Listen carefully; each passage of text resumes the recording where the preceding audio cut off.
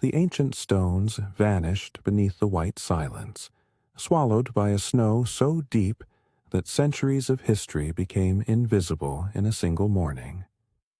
I stood where the Roman road ended, my boots planted on the last visible cobblestone, my breath rising in pale clouds that dissolved into the freezing air.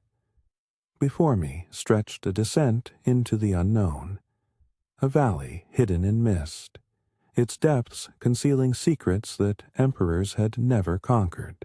The wind carried voices from below, distant and indistinct, sounds of life in a place where I had expected only emptiness.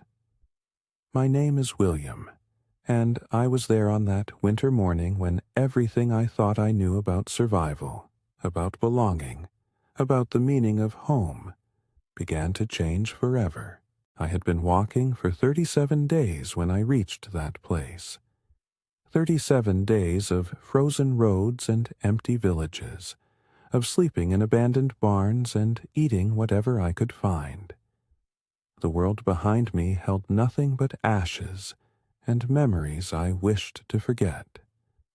The monastery where I had spent 15 years of my life was gone, burned by men who saw wealth where there was only faith, who took what they wanted and left the rest to flames.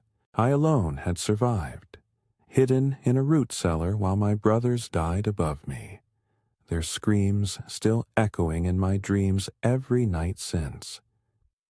If you find yourself drawn into this story, if these words carry you somewhere you have never been, I ask only that you stay with me until the end. Subscribe to this channel, and let me take you on a journey through the deepest winter I have ever known, through cold that nearly killed me and warmth that saved my soul. The voices grew clearer as I descended into the valley. They were not speaking Latin, nor any language I recognized from my years of study. The words rose and fell in unfamiliar patterns, musical in their strangeness, carrying tones of urgency that needed no translation. Something was happening below, something that would determine whether I lived or died in this frozen wilderness. The path was treacherous. Snow had drifted against the mountainside, creating false surfaces that gave way without warning. Twice I fell, tumbling through powder until rocks or roots stopped my descent. My hands were bleeding by the time I reached the valley floor, my clothing soaked, my body shaking with cold that penetrated deeper with each passing moment. I needed shelter. I needed fire. I needed help from anyone willing to give it. They found me before I found them. A hunting party. 4 men moving through the trees with the silent confidence of those who knew this land intimately. They wore furs and leather, their faces weathered by years of harsh weather, their eyes sharp and assessing. When they saw me stumbling through the snow, they stopped and formed a half circle, blocking my path without aggression but with unmistakable authority. The oldest among them stepped forward. He was perhaps 50, his beard gray and full, his body still strong despite the years. He studied me with eyes that seemed to see everything, to understand things I had not yet spoken. When he finally spoke, his voice was deep and measured, each word placed with deliberate care. He asked who I was, where I came from, why I had descended into their valley uninvited. The language was strange, but I had spent years learning tongues both living and dead. I caught enough words to understand his questions, enough to piece together a response that might save my life. I told him I was a traveler, a man without a home, seeking only shelter from the cold. I showed him my empty hands, my lack of weapons, my obvious weakness. I was no threat to anyone. I was barely alive. The man considered my words for a long moment. The others watched, their hands near their knives but not grasping them. The tension was a living thing, coiled and waiting, ready to strike in either direction. My fate hung in the balance of this stranger's judgment. Then he nodded once and spoke to his companions. The words were too quick for me to follow, but the effect was immediate. The tension dissolved. Hands moved away from weapons. One of the younger men actually smiled. The older man turned back to me and gestured toward the trees. I would come with them, he indicated. I would be fed, warmed, given shelter. But I would also be watched. Trust was not given freely in this valley. It had to be earned.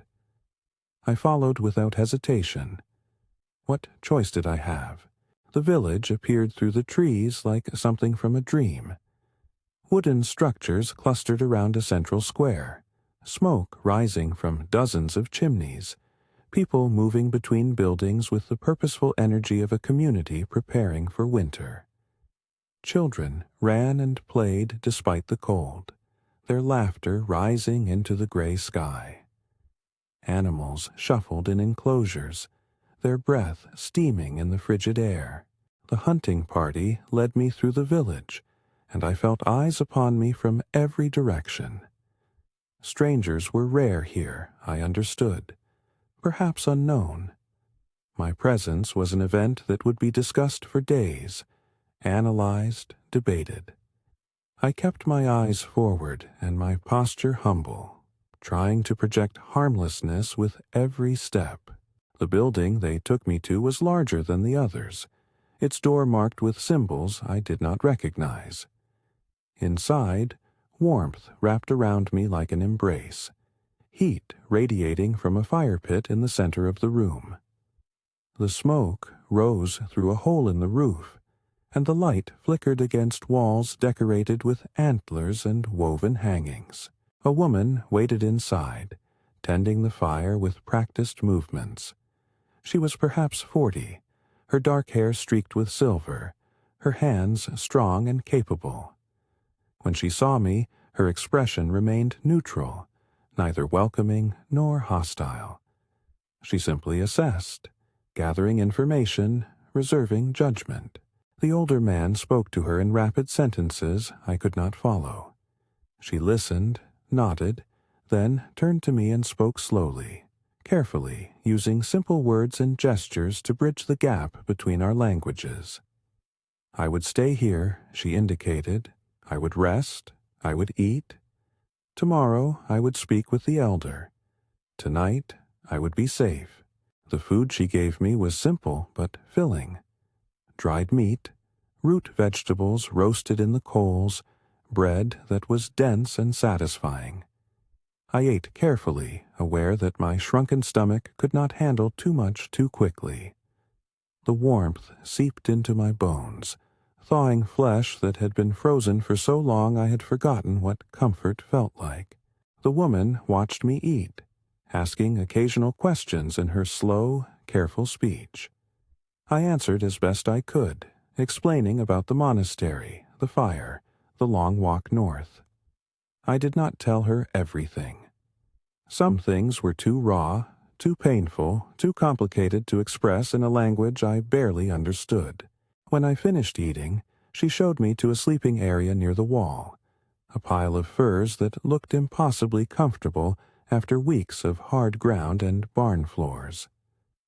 I lay down and was asleep before my head fully settled, exhaustion claiming me completely.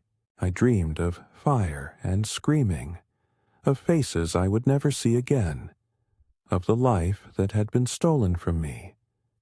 But even in the darkness of nightmare, I felt the warmth of the fire, heard the quiet sounds of the woman moving about the room. I was not alone. For the first time in 37 days, I was not alone. Morning came gray and cold, light filtering through gaps in the wooden walls. I woke slowly, my body protesting movement after the deepest sleep I had known in weeks. The fire still burned, tended through the night by hands I had not seen. The woman was gone, but a meal waited beside the fire pit, steam rising from a bowl of something hot and nourishing. I ate slowly, savoring each bite, feeling strength return to limbs that had been pushed beyond their limits.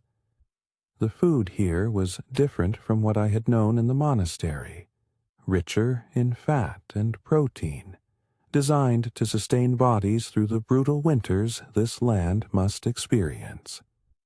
I understood the wisdom of it even as my southern stomach struggled to adjust.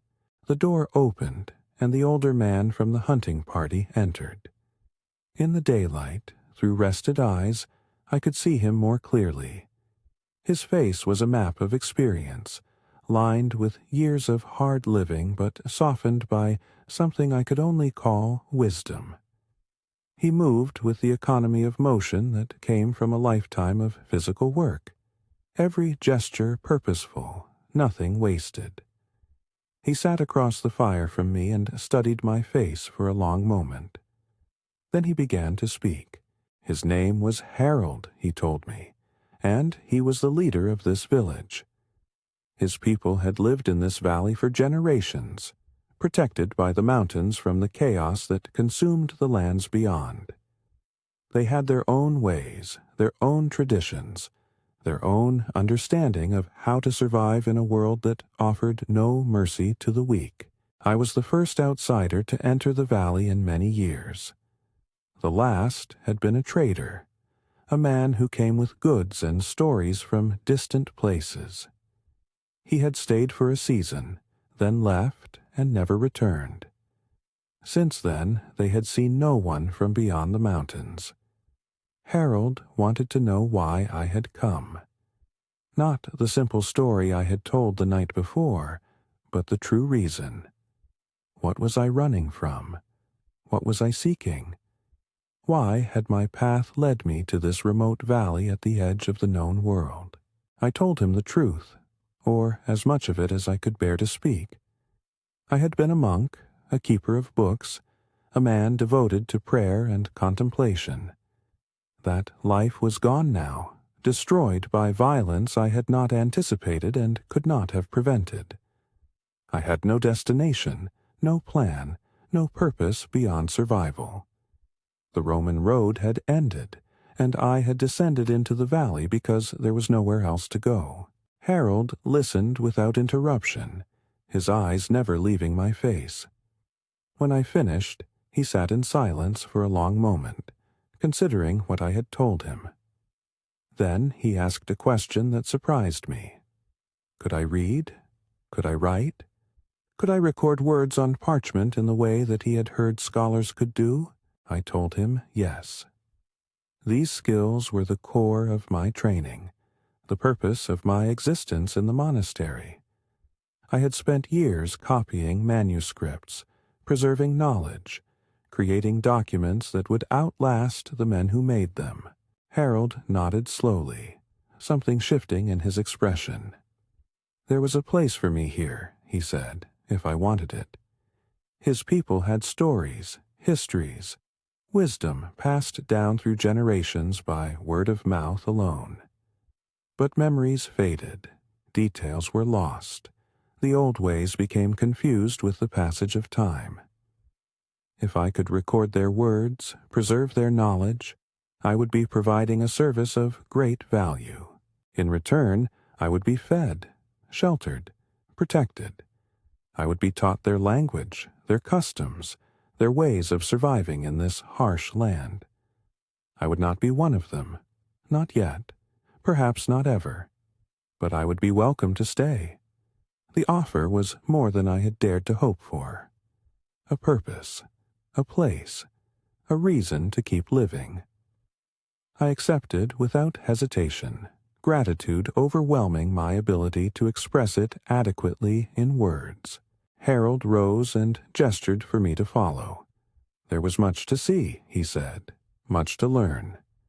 My education would begin immediately.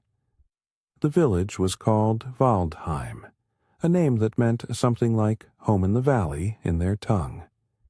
It consisted of perhaps 200 people, organized into family groups that lived and worked together. The buildings clustered around the central square were primarily for communal use, storage and workshops and gathering spaces. The homes themselves spread outward, each family compound containing several structures connected by covered walkways that allowed movement even during the worst storms. Harold showed me all of it, explaining the function of each building, introducing me to people whose names I tried desperately to remember. The blacksmith, a massive man called Gunnar, who worked metal with almost artistic precision.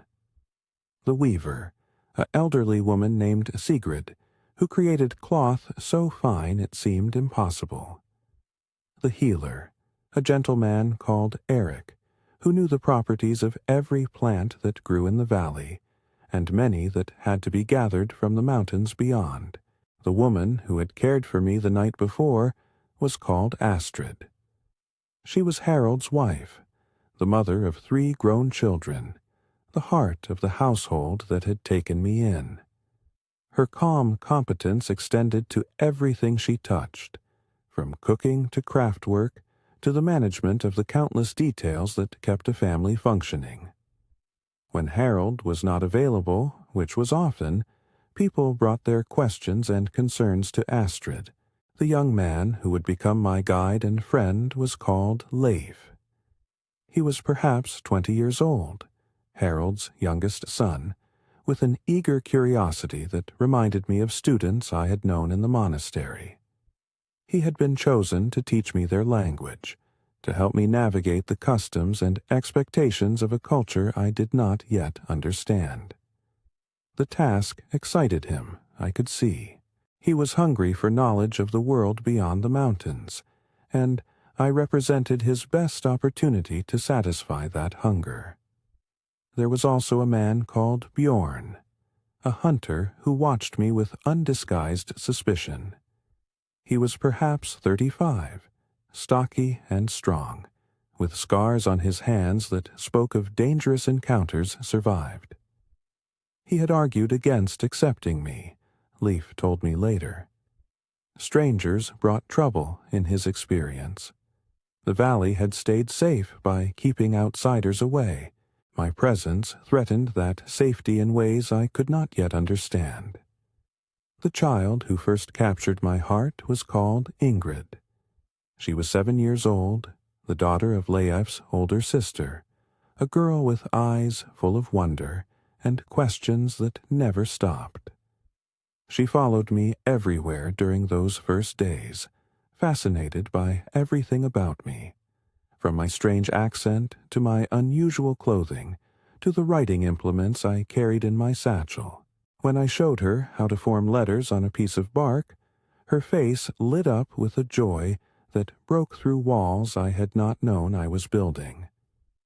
The days settled into a rhythm that I found surprisingly comfortable. Mornings were for language lessons with Leif, long sessions of vocabulary and grammar that taxed my aging memory, but gradually opened the door to real communication. Afternoons were for observation, following different members of the community as they went about their work, learning through watching and doing rather than through words alone.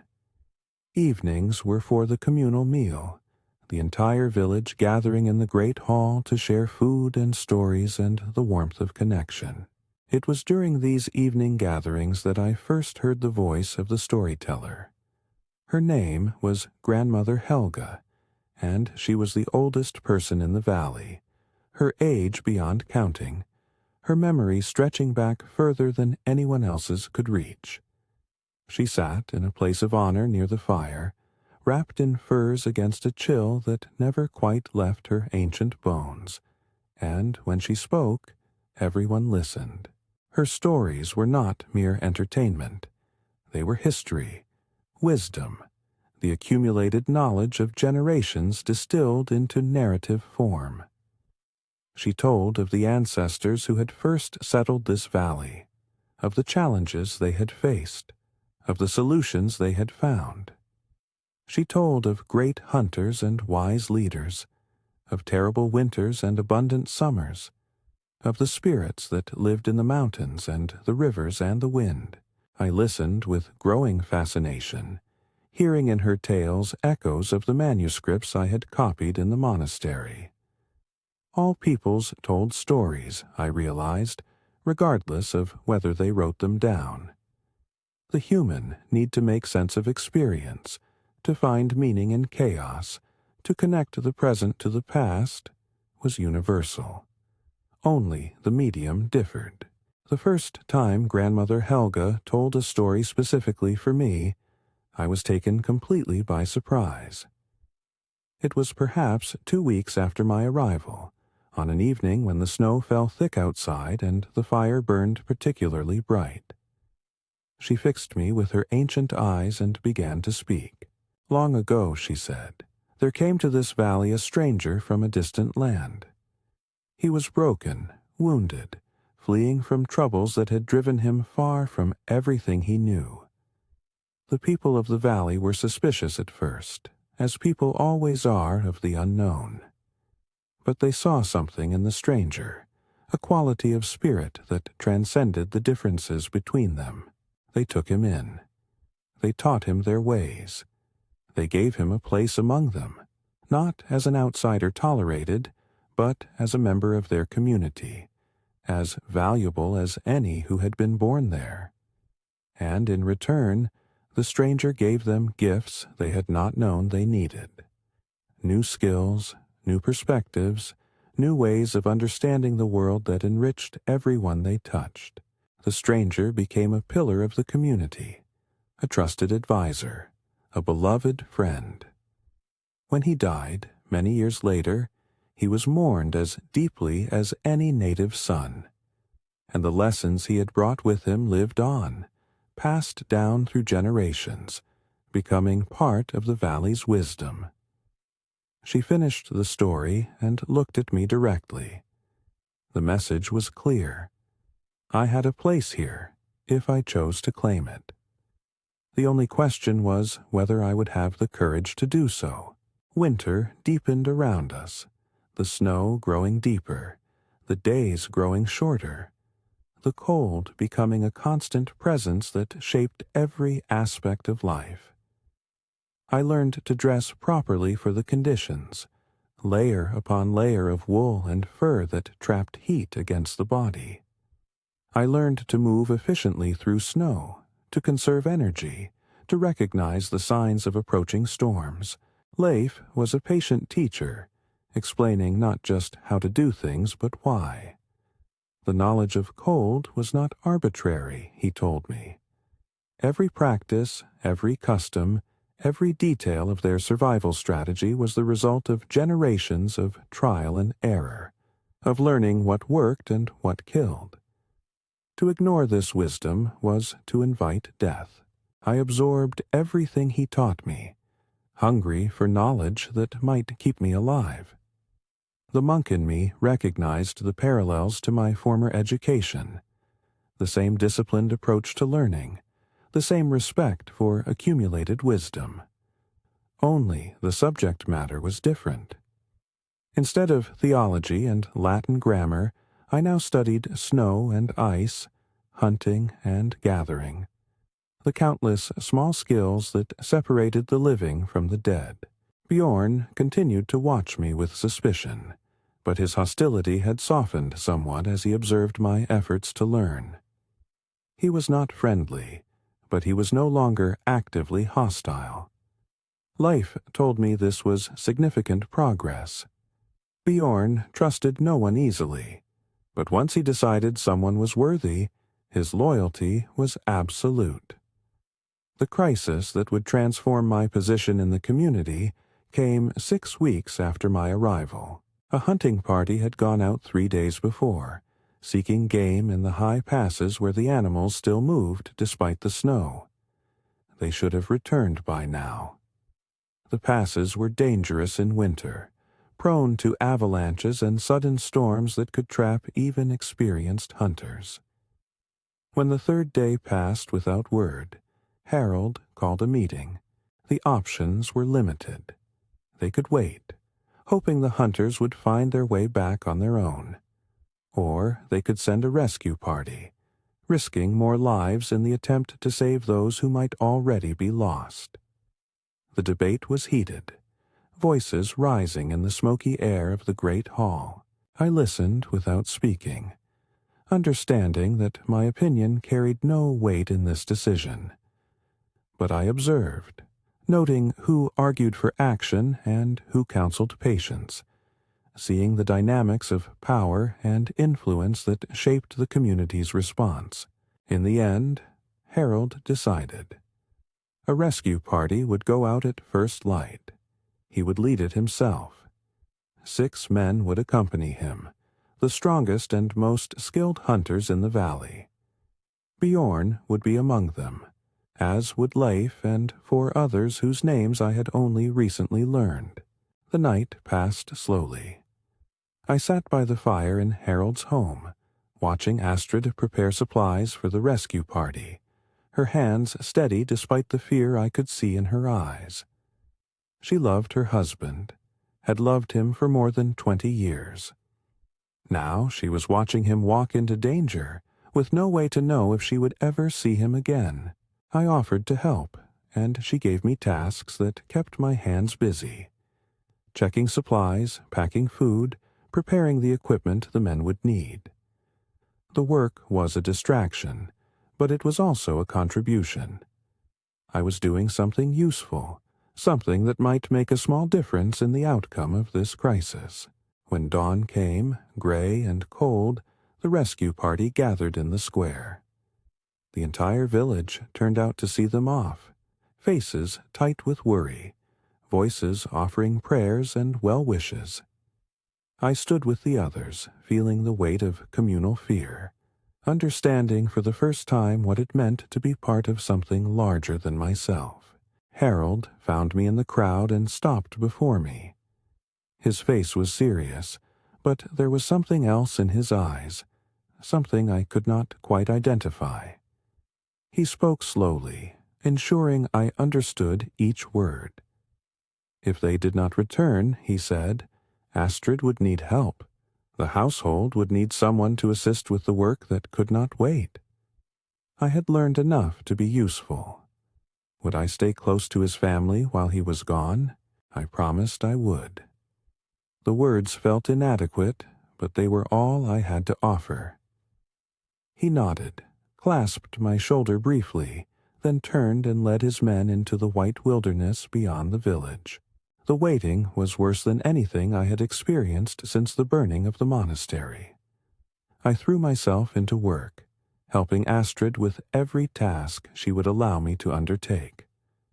I played with Ingrid, distracting her from the tension that filled every adult around her.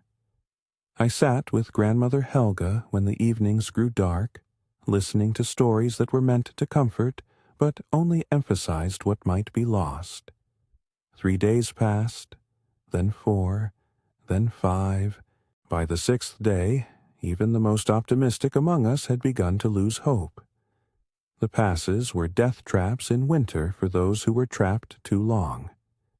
If the rescue party had not found the hunters by now, if they had themselves become lost or injured, then the valley might have lost 12 of its best men in a single week. I found myself praying, despite the doubts that had plagued my faith since the monastery burned. I prayed for Harold, who had shown me kindness when he could have turned me away. I prayed for Leif, who had become something like a friend. I prayed even for Bjorn, whose suspicion I had come to understand as a form of protective love for his community. I prayed for all of them, and for the families who waited in anguish for news that might never come. On the 7th day, just as the sun was setting, a cry went up from the watchpost at the edge of the village. They were coming, all of them. 12 men walking out of the snow, battered and exhausted, but alive. The lost hunters had been trapped by an avalanche, sheltered in a cave while the snow blocked their exit. The rescue party had found them, dug them out, guided them home through passes that had tried their best to kill them all. The celebration that night was unlike anything I had seen. The entire village packed into the great hall, the fires blazing, the food and drink flowing freely. There was singing and dancing and storytelling, an outpouring of relief and joy that washed away the fear of the past week. I stood at the edge of the crowd, watching, feeling the warmth of communal happiness without quite being part of it. Then Harold found me. He was exhausted, obviously, the journey having taken everything from him. But he sought me out specifically, his eyes finding mine across the crowded room. He crossed to where I stood and clasped my shoulder again, as he had done before leaving. Astrid had told him, he said. She had told him how I had helped, how I had stayed close, how I had worked and worried and prayed alongside the rest of them. This mattered, he said. This was not the behavior of an outsider, a stranger, someone merely passing through. This was the behavior of a member of the community. He did not say more. He did not need to. I understood what he was offering. Not just tolerance, not just temporary shelter, but a place among them. A home, a family. I wept. I could not help it. The tears came from somewhere deep, from a wound I had thought beyond healing. Harold simply stood with me, his hand on my shoulder, his presence a steady anchor while I released emotions I had been carrying for months. When I finally composed myself, I found that others had gathered around us. Astrid, her face soft with compassion. Leif, grinning with genuine pleasure. Even Bjorn, who nodded at me with something that might have been respect. And Ingrid, who pushed through the adults to wrap her arms around my waist, her small voice declaring that she had known I belonged here from the very beginning. Winter continued, but its weight was different now. I was not just a guest being tolerated until the weather cleared. I was a member of the community, with responsibilities and expectations that matched those of anyone born in the valley. The transition was not instant or complete, but it had begun, and that beginning changed everything. I worked with renewed purpose, learning skills that would make me truly useful rather than merely tolerable. I helped with the animals, feeding and caring for the sheep and goats that provided wool and milk and meat. I assisted in the workshops, my hands growing calloused from unfamiliar tools, my body adapting to physical labor I had never known in my monastic life. The writing project that Harold had mentioned took shape gradually. I began by recording Grandmother Helga's stories, sitting with her for hours while she spoke, and I scratched words onto precious parchment that Astrid had found in storage. The work was difficult, translating oral tradition into written form, but it was also deeply satisfying. I was preserving wisdom that might otherwise be lost, creating something that would outlast both the storyteller and the scribe. Grandmother Helga approved of the project, though she sometimes teased me about my serious approach. The stories were meant to be enjoyed, she reminded me, not just recorded. I should laugh at the funny parts, gasp at the frightening parts, feel the emotions that the words were meant to evoke. Only then could I truly capture what the stories meant. I tried to follow her advice, letting myself become immersed in the narratives she shared. And gradually, I began to understand something that my years of copying manuscripts had never taught me. The words on the page were not the story itself. They were only a shadow, a reflection, a gateway to something that lived in the space between the speaker and the listener. My task was not just to record the words, but to preserve that living essence. The deep winter months passed in a rhythm of work and rest, of learning and teaching, of connection and community. I celebrated festivals I did not fully understand, participated in rituals whose meanings were explained to me only partially. I ate food that had once seemed strange and now tasted like comfort. I slept in warmth, surrounded by the sounds of a family that had adopted me without reservation. Leif became my closest friend, his curiosity about the outside world matching my curiosity about life in the valley. We spent long hours in conversation, exchanging knowledge, building a bridge between our different experiences.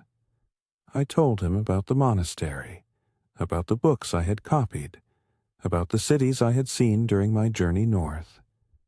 He told me about hunting expeditions, about the spirits that lived in the mountains, about the girl in the next village whom he hoped to marry someday. Bjorn's attitude continued to evolve, suspicion giving way to a grudging acceptance that eventually became something warmer. We worked together on several occasions, his physical strength complementing my developing skills, and I began to see the person beneath the gruff exterior. He had lost a brother to a stranger's violence, Leif told me later. His suspicion of outsiders was not prejudice, but protection. A wound that had never fully healed. When I learned this, I approached Bjorn directly. I told him I understood his caution, that I too had lost people I loved to violence, that I knew the way grief could harden into fear and distrust. I did not ask for his friendship. I only wanted him to know that I understood. He looked at me for a long moment, his expression unreadable. Then he nodded, just once, and turned back to his work. But from that day forward, something was different between us. The wall had not fallen, but a door had opened. Spring came slowly, the snow retreating reluctantly before the strengthening sun. The valley transformed as the white covering melted, revealing meadows that burst into color with wildflowers I had never seen before. The river roared with meltwater, its voice a constant presence that filled the air with energy and life. The work of spring was intensive, every member of the community contributing to the planting and preparation that would determine the next year's survival. I joined the labor without hesitation, my body stronger now than it had ever been, my hands skilled enough to be genuinely useful. The monks had taught me to work, but the valley taught me to work together, to be part of something larger than myself. Harold announced one evening that it was time for me to receive a proper name. I had been William to them, a strange foreign sound that did not fit their tongue or their tradition. If I was to be one of them, truly and completely, I needed a name that reflected my new identity. The naming ceremony was simple but profound. The entire village gathered in the great hall, the fire blazing. Grandmother Helga presiding in her honored place. She spoke words that I did not fully understand, ancient phrases that connected this moment to countless generations of similar ceremonies. Then she asked me to step forward. She looked into my eyes for a long moment, her ancient gaze seeming to penetrate to my very soul. Then she spoke my new name. Wilhelm. It was not so different from my original name, she explained. Just shaped to fit the tongue that would speak it, the ears that would hear it, the community that would own it. I was still myself, still the person who had descended into the valley on that frozen morning. But I was also something new, something that could only exist in this place, among these people as part of this family. I accepted the name with tears that I did not try to hide. The village cheered, voices rising in celebration, hands reaching out to clasp mine, to welcome me fully into the community I had already come to love. That night, I sat alone by the river, listening to its voice, watching the stars emerge in the darkening sky. So much had changed since I followed the Roman road to its end. The man who had descended into this valley, broken and hopeless, seemed like a stranger to me now. I was Wilhelm. I was home. The summer months were filled with work and celebration, with the building of relationships that would last the rest of my life. I completed the first volume of Grandmother Helga's stories, a collection of tales that represented only a fraction of her vast knowledge, but was nonetheless a significant achievement. Harold proclaimed that it would be treasured by generations to come, a permanent record of wisdom that had previously existed only in memory. The writing project expanded beyond storytelling. I began to record practical knowledge as well, the accumulated wisdom about hunting and farming, about building and healing, about all the countless skills that kept the community alive. Each expert I interviewed taught me something new, and each page I wrote captured knowledge that might otherwise be lost when its keeper died. The work gave me purpose in a way that copying manuscripts never had. I was not just preserving someone else's words. I was helping to create a new kind of knowledge, a bridge between the oral traditions of the valley and the written traditions I had brought from my former life. The combination produced something that neither alone could have achieved. Ingrid became my unofficial student, learning letters and numbers with an eagerness that delighted me. She was quick, her young mind absorbing information like dry earth absorbing rain. I saw in her the potential for something remarkable, a bridge between the generations who had always been here and the wider world that lay beyond the mountains. Her mother, Leif's sister Freya, approved of the lessons. The world was changing, she told me. The isolation that had protected the valley for generations could not last forever. Someday, her daughter might need to understand the language and customs of the outside world. Better to learn now from a friend than later, from necessity. The harvest came, abundant beyond expectation, the valley's fertility providing more than enough to sustain the community through the coming winter. The celebration lasted for 3 days, the entire village feasting and dancing, and giving thanks for the blessings they had received. I participated fully, no longer an observer, but a genuine participant. My voice joining the songs, my feet joining the dances, my heart joining the collective joy.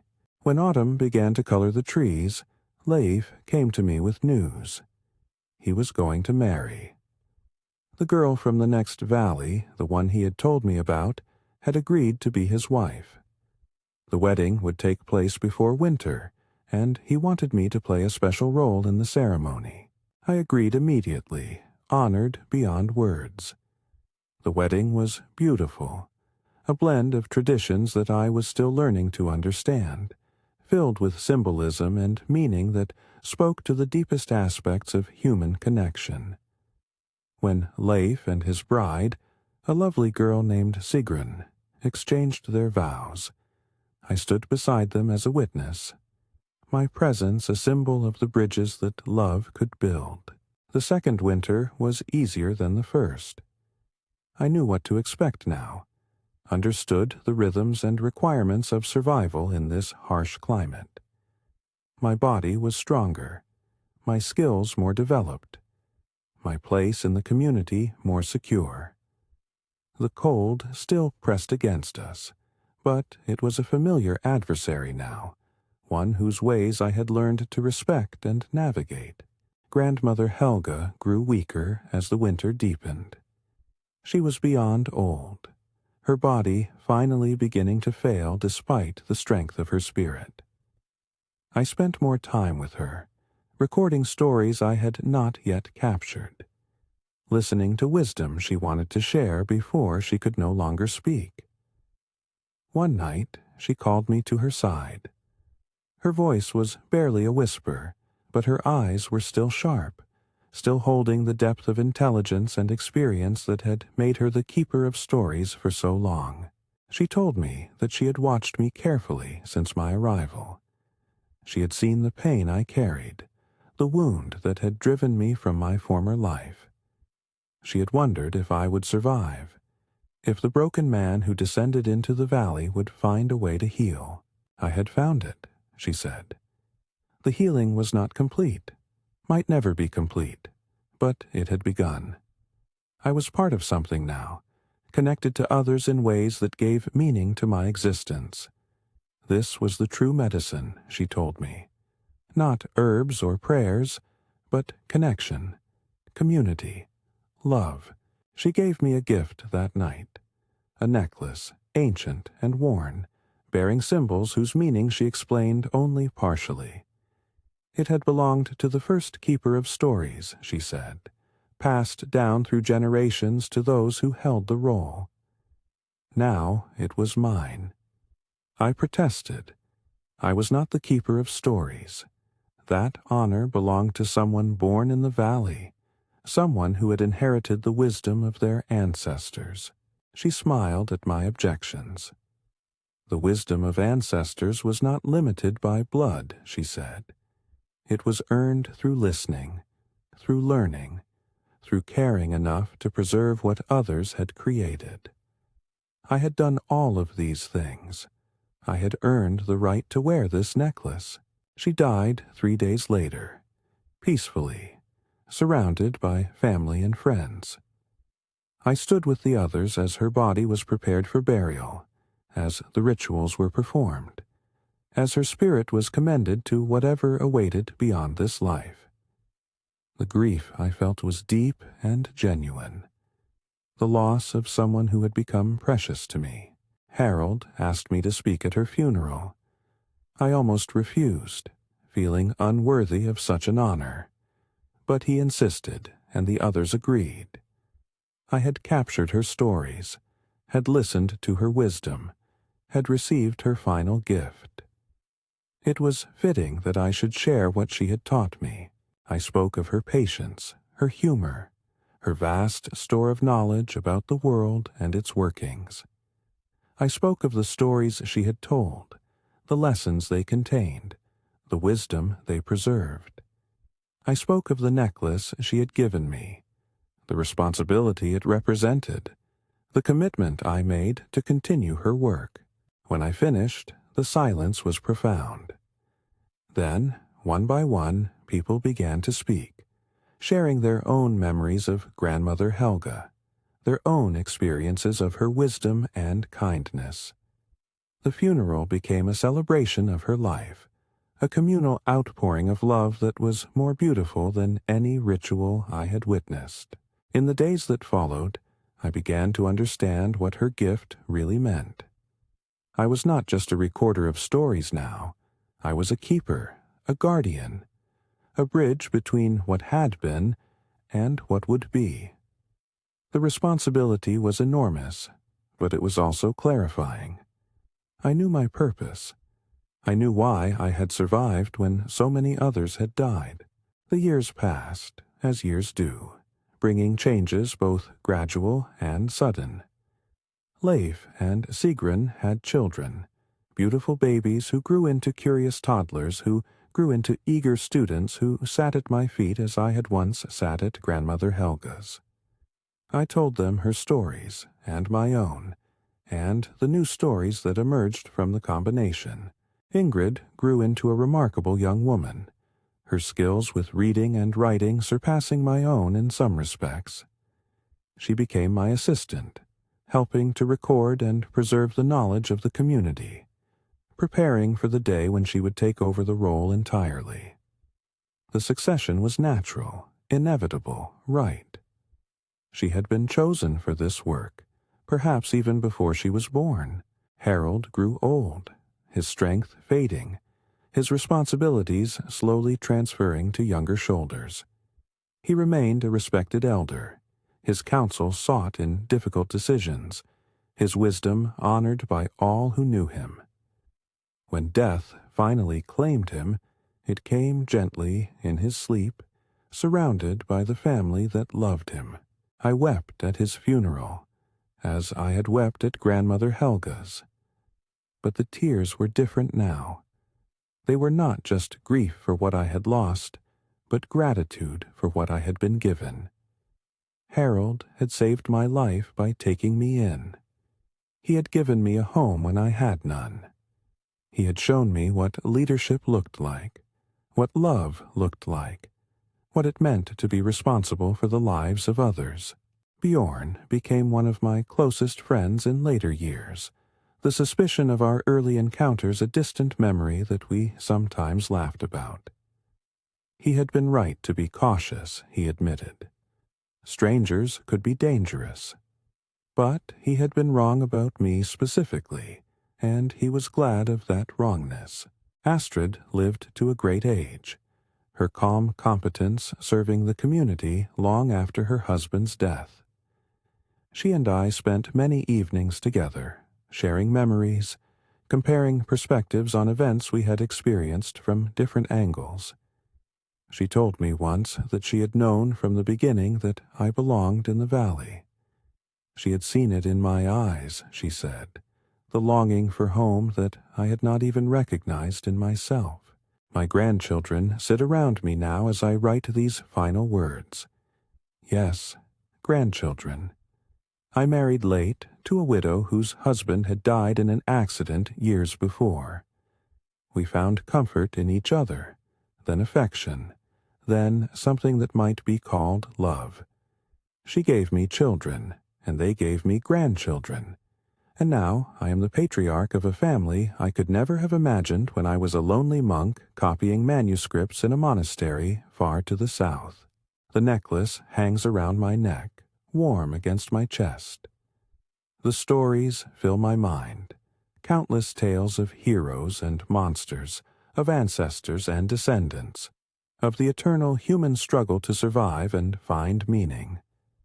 I have recorded many of them, passed others on through speaking as Grandmother Helga did before me. Some will be lost despite my efforts. That is the nature of things. But some will survive, will be carried forward into futures I cannot imagine. If you have stayed with me this long, if you have walked this journey at my side, I thank you. Perhaps you see something of yourself in my story, a longing for belonging, a search for home. Subscribe to this channel, and let me tell you more. There are always more stories. There is always more wisdom. There is always more to learn about what it means to be human in a world that can be cruel but can also be kind. The Roman road ended in the snow. I stood where empires had reached their limits, where civilization had admitted it could go no further. But the road ending was not the end. It was a beginning, a threshold, an invitation to step beyond the known into the unknown. I descended into the valley and found more than survival. I found purpose, connection, love. I found a home, and in that home I found myself. The snow falls outside as I write these final words. It falls as it fell on that morning long ago, soft and silent and endless. But it no longer frightens me. The cold no longer threatens. I have learned its ways, made peace with its demands, found warmth in places it cannot reach. My fire burns low, but there is wood to feed it. My body grows old, but there are young hands to continue my work. My story approaches its end, but other stories will follow, told by voices I have helped to train, preserved in words I have taught others to write. This is the gift I received when I descended into the valley, and this is the gift I pass on, to you who have listened, to generations who will come after. The road ends, but the journey continues. The snow covers our path, but we find new ways forward. We are never truly lost as long as we keep moving. Keep learning. Keep hoping. Find your valley. Find your home. Find the people who will welcome you, who will teach you, who will love you despite your strangeness. They are out there, waiting, just as they were waiting for me. Where the Roman road disappeared in the snow, I stopped to see the valley. I did not know then what I know now, but I took the step. I made the descent. And everything that followed, all the joy and sorrow, all the love and loss, all the purpose and meaning that has filled my life, began in that single moment of courage. Take your step. Make your descent. Your valley is waiting. The fire burns, the snow falls, and the stories continue. This is the end. This is the beginning. This is home.